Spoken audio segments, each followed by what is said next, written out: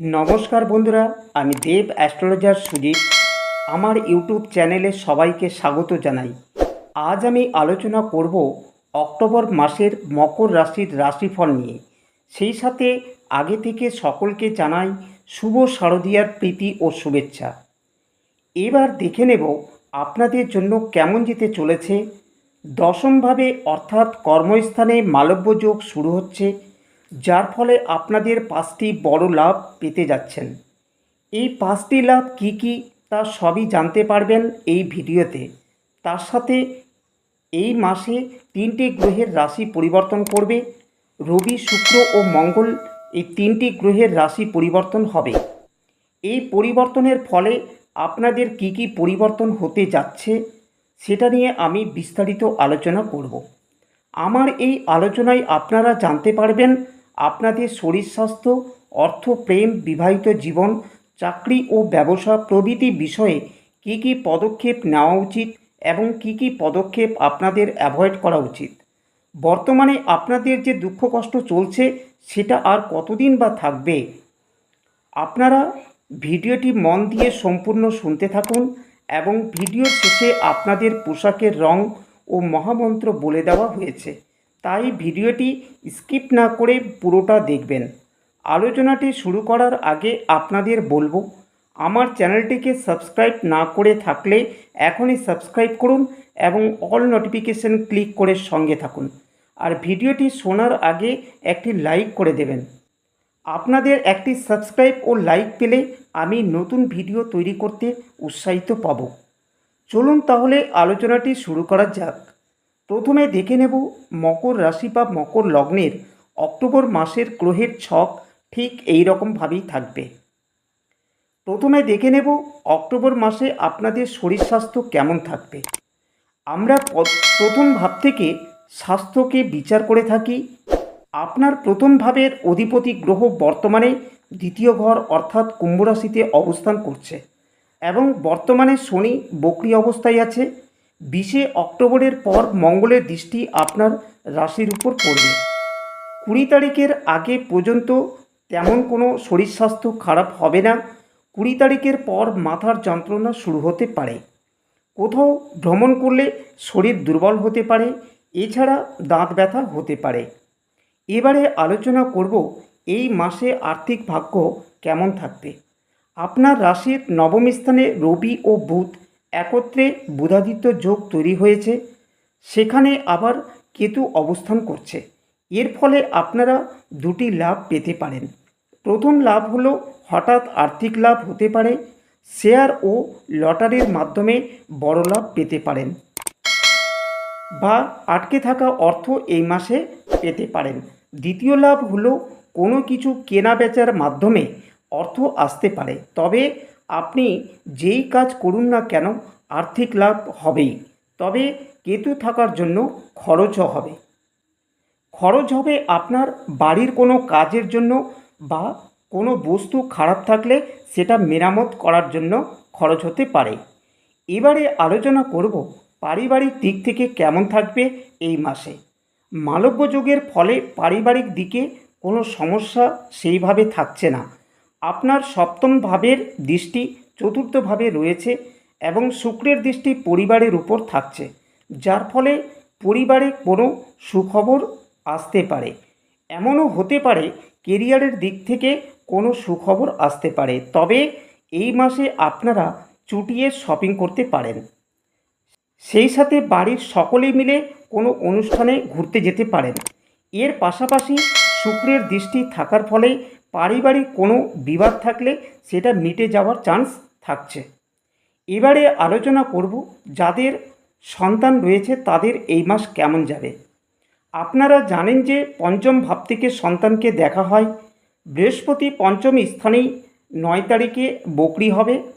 যাদের সন্তানের বয়স 18 বছরের নিচে তাদের বহুদিনের কোনো ইচ্ছা পূরণ হতে পারে, আর যাদের বয়স 18 বছরের উপরে তাদের চাকরি বা কেরিয়ারের উন্নতির যোগ দেখতে পাওয়া যাচ্ছে।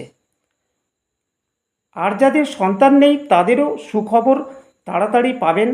এই মাসে সন্তান প্রাপ্তির যোগ প্রবল থাকছে। এবারে আলোচনা করব যারা ছাত্রছাত্রী আছেন তাদের এই মাস কেমন যাবে। আমরা পঞ্চম ভাব থেকে বিদ্যাশিক্ষা বিচার করে থাকি। বর্তমানে বৃহস্পতি পঞ্চম ভাবেই রয়েছে, আর পঞ্চম ভাবের অধিপতি গ্রহ শুক্র 13 তারিখ পর্যন্ত বকরি থাকবে, আবার 13 তারিখের পর বৃশ্চিক রাশিতে গমন করবে। এই মাসে ছাত্রছাত্রীদের পড়াশোনা যথেষ্ট ভালো থাকছে। এবারে আলোচনা করব পুজোর মাসে প্রেম জীবন কেমন কাটবে। আপনারা জানেন পঞ্চম ভাব থেকে প্রেমকে দেখা হয়, আর পঞ্চম ভাবের অধিপতি গ্রহ শুক্র কেন্দ্রীয় স্থানে অবস্থান করছে, যার ফলে প্রেম ভালোবাসা খুব সুন্দরভাবে কাটবে। আর যাদের প্রেম নেই বা ব্রেকআপ হয়ে গেছে তাদেরও প্রেমের প্রপোজাল আসবে। তাই বুঝতেই পারছেন পুজোর মাসে আনন্দেই কাটবে আপনাদের প্রেম জীবন। এবারে আলোচনা করব আপনাদের বিবাহিত জীবন কেমন থাকবে। সপ্তম স্থান থেকে বিবাহকে দেখা হয়, আর সপ্তম ভাবের অধিপতি গ্রহ চন্দ্র প্রতি 2.5 দিন অন্তর রাশি পরিবর্তন করে। এর ফলে আপনার কখনো কখনো মুড সুইং হতে পারে, আপনার কথাবার্তায় স্বামী বা স্ত্রী রেগে যেতে পারে বা তাদের খারাপ লাগতে পারে, আবার কখনো হঠাৎ খুশি হয়ে যেতে পারেন। এই সমস্ত কিছু আপনাদের মধ্যে ঘটতে পারে। এবারে আলোচনা করব এই মাসে আপনাদের ভাগ্য কেমন থাকবে। আমরা নবম স্থান থেকে ভাগ্যকে দেখে থাকি, আর আপনার ভাগ্যস্থানের অধিপতি গ্রহ বুধ নিজেই ভাগ্যস্থানে অবস্থান করছে, যার ফলে আপনার ভাগ্য আপনার সাথেই থাকবে। আপনার যদি এই মাসে কিছু কাজ করার থাকে তাহলে কাজ সেরে নিতে পারেন, কারণ অনেক দিন পর এই বুধাদিত্য যোগ শুরু হয়েছে, যার ফলে ভাগ্য ভালো হতেই হবে। এবারে আলোচনা করব যারা চাকরি করেন তাদের এই মাস কেমন যাবে। দশম ভাব থেকে ভাগ্যকে বিচার করা হয়, আর শুক্র দশম স্থানেই অবস্থান করছে। 13 তারিখ পর্যন্ত দশম স্থানেই থাকবে, তারপর বৃশ্চিক রাশিতে প্রবেশ করবে। শুক্র যতদিন পর্যন্ত দশম স্থানে থাকবে আপনাকে আপনার কর্মক্ষেত্রে সবাই ফোকাস করবে। এই মাসে আপনার কর্মক্ষেত্রে যথেষ্ট সাপোর্ট থাকবে। 13 তারিখে শুক্র যখন শত্রু রাশিতে প্রবেশ করবে তখন প্রমোশন পেতে কিছুটা সময় লাগতে পারে। রবি যখন দশম স্থানে প্রবেশ করবে 17 অক্টোবর, তখন যাদের চাকরি নেই তাদের চাকরি পাওয়ার যোগ প্রবল সম্ভাবনা থাকবে। এর পাশাপাশি কর্মক্ষেত্রেও পরিবর্তন আসতে পারে। এবারে আলোচনা করব যারা ব্যবসা করেন তাদের এই মাস কেমন যাবে। আমরা সপ্তম স্থান থেকে ব্যবসাকে দেখে থাকি। বুধ বর্তমানে ভাগ্যস্থানে অবস্থান করছে এবং বুধাদিত্য যোগ তৈরি করে আছে, যার ফলে ব্যবসা খুব ভালো হবে। ব্যবসায় প্রচুর গ্রোথ আসবে, কাস্টমার এই সময় বাড়বে।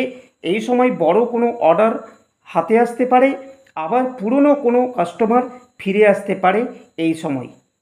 মকর রাশি বা মকর লগ্ন নিয়ে আমি যে আলোচনা করলাম আপনার জন্মরাশি বা লগ্নের উপর ভিত্তি করে এবং গ্রহের ট্রানজিট অনুসারে। আমার মূল আলোচনায় এখানেই সমাপ্ত করলাম।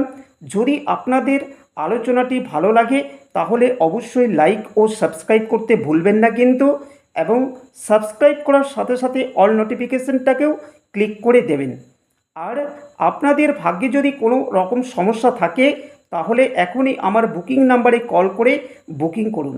বুকিং ছাড়া আপনাদের সাথে কোনো রকম কথা বলা বা আলোচনা করা যাবে না।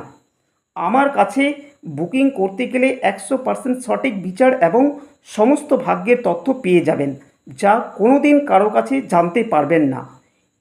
একবার অন্তত আমার কাছে ভাগ্য বিচার করাই। চলুন তাহলে এই মাসে আপনার পোশাকের রং কেমন থাকবে তা আলোচনা করি। আপনার পোশাকের রং এই মাসে সবুজ ও কালো থাকবে।